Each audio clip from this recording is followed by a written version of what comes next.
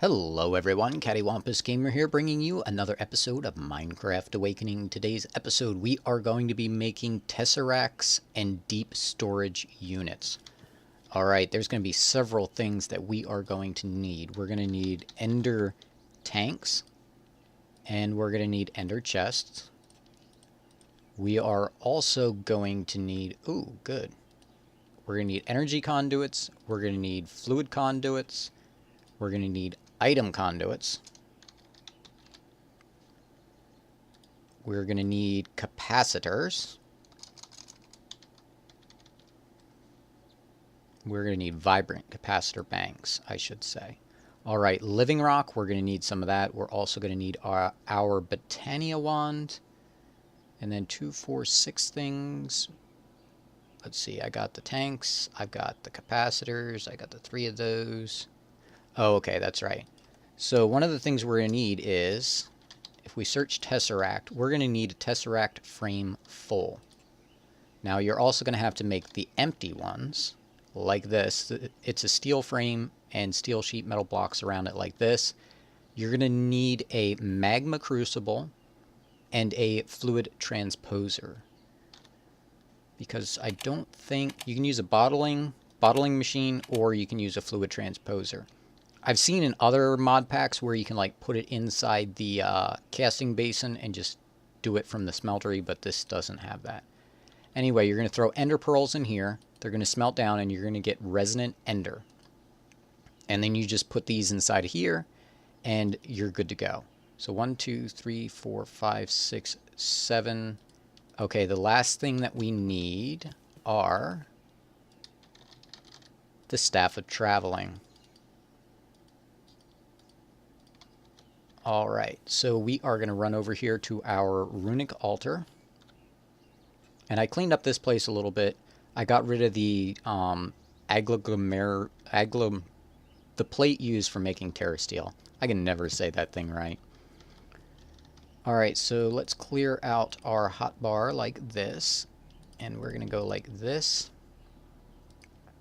1 Staff of Traveling.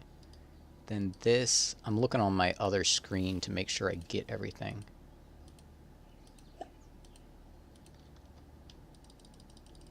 Alright, and the last thing should be this and this. Alright, there we go. We're in business. Now I need my white ender bag because I need my wand of the forest. Okay, you can see this is almost ready. You can hear my munch doos over there eating cake. Okay, we're going to put these down in our hotbar so that I can just drop them, right click.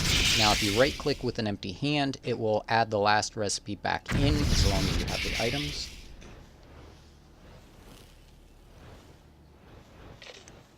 I did leave a note in the suggestion part on the Discord about making an Archaean crafting recipe for this, just like we can make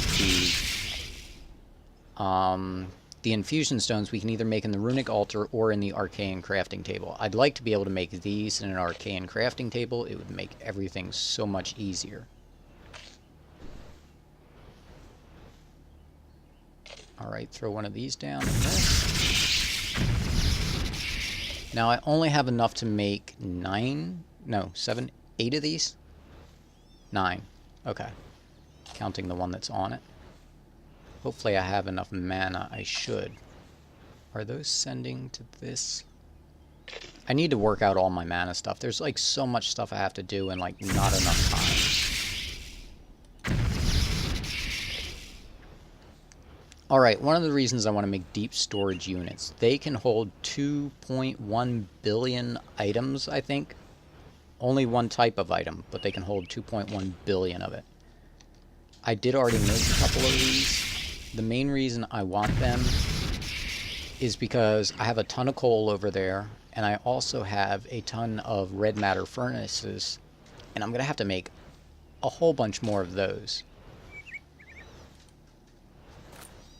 Oops, threw that on too early. Alright, so let's run. I keep forgetting I got these anchors here. let's see, we can now use the Tesseract uses. We can make deep storage units. Oops. Reinforced obsidian.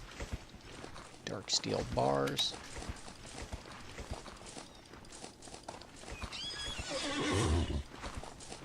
Alright. And we need, there we go, reinforced obsidian.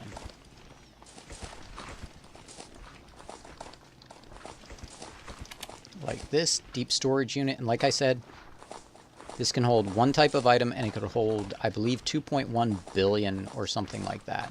So these things are very, very handy. Alright, so the other thing you can use Tesseracts for, you can put these down, like this. And then we can open this. Let's see, send... I've never actually used one of these. Aha, here we go. Power. Let's just do main power. Add the channel. We'll send from main power. Or you would do, oops, receive main power. I don't think I want to do that. Delete channel. New. Oh, there we go. See, I've never actually used these. I usually use the Tesseracts from thermal expansion. So I'm going to have to mess around with these. Let's see, send filter. So we can filter items that it will receive and send. Ooh, we can receive and send fluids. We can do all sorts of stuff with these. So one thing I want to do is when I get up to the better RTGs, the ones that do 500 RF per tick, the Californium ones, I think they're called. And I can put a bunch of those in a compact machine. Put one or two of these in here. I'm not sure if they have a limit. Looks like it might be 500,000 RF, but whether that's a tick or not, I'm not sure. So I could put one of these things in it, and I can have like an infinite energy source where I can just plop down Tesseracts wherever and just configure them to pull power from that, which is a very good thing to have. All right. So I did want to show that hungry node that I set up yesterday. It has been just under 22 hours, or around 22 hours, I think. Where is my... Let's see, it's in this bag. Here we go. It's been around 22 hours, and I did have my game paused for part of it, and you can see, like, I don't even want to look at the node yet and show you what's in it. But if I get away from it, and I go over here, look at the aura on this thing. It is like blinding. This is why I said it's going to have to go at bedrock. Because I pretty much need my goggles on all the time, which if I take the goggles off, it's no big deal. But I'm going to need these because I need these to see what's in my arcane alembics and stuff like that. So if we run over here, yeah, you can see this thing is like blinding. And if I take off, oops, I'm showing you what's in it. There we go. If I take this off, there's like nothing. It's not blinding anymore, so it's going to have to be at bedrock. But this is how much I've grown that hungry node. So you can see the fire, or the Ignis, is actually 3,300 right now. It's the lowest one, well, except for Fames, which doesn't really count, because when you're feeding these, they only build the base aspects, just the 6 of those. So the Terra, Perdidio, Air, Ordo, Ignis, and Aqua. But you can see, it looks like it's actually slowing down, which I did not have this problem before. I ended up, am I picking those up? I ended up replacing, let me get away from this. I ended up doing two things.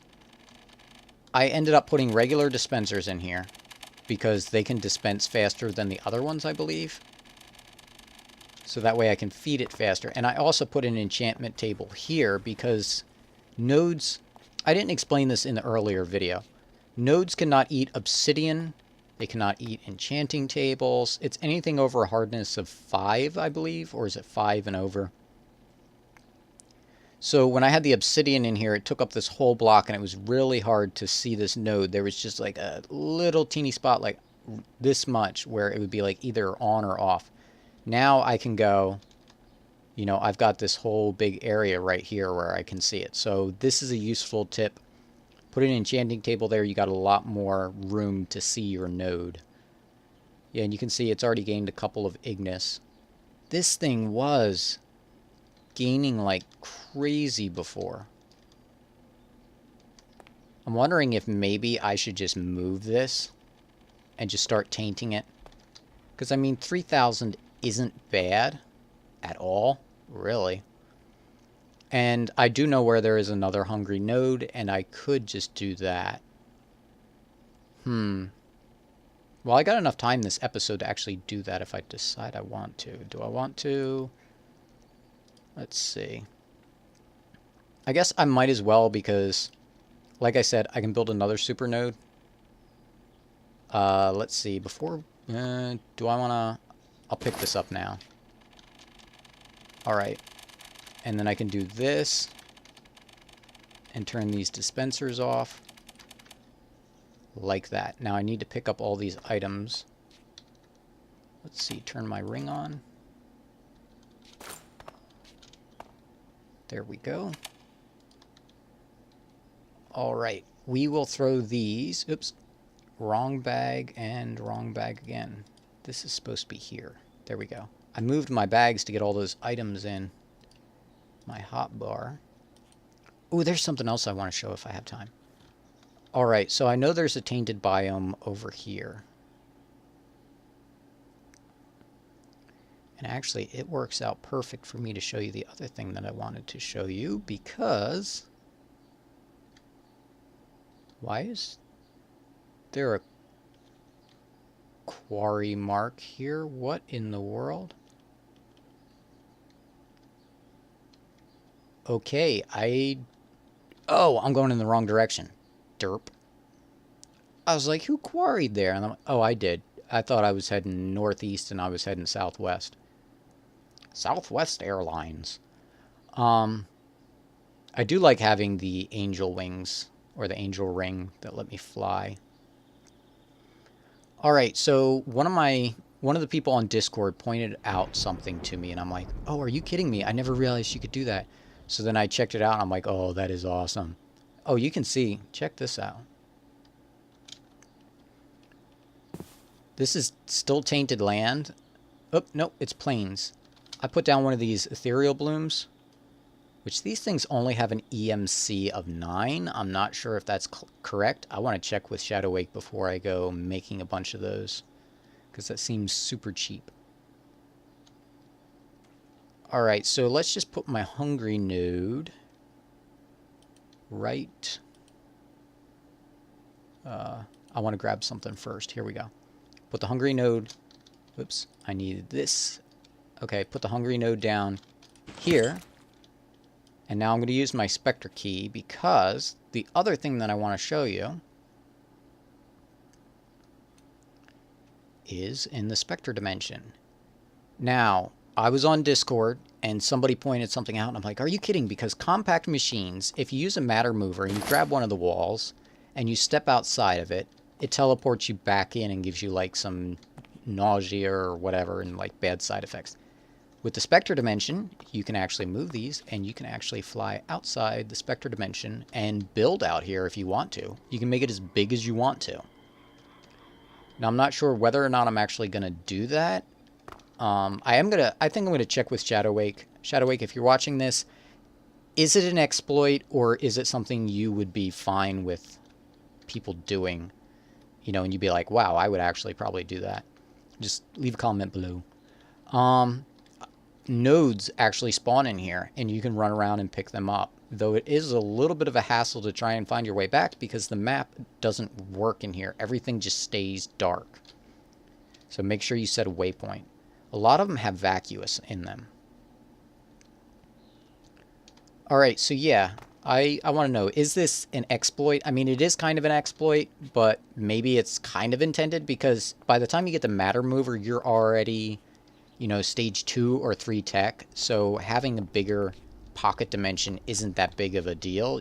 I could do this with applied energistics, so it's not that big of a deal. I don't think it's a game breaker, and I'm not gaining anything from it, so it's an exploit I think I would be okay with, but I'm not sure. Alright, So that does it for today's episode. Until next time, CaddywhumpusGamer signing off.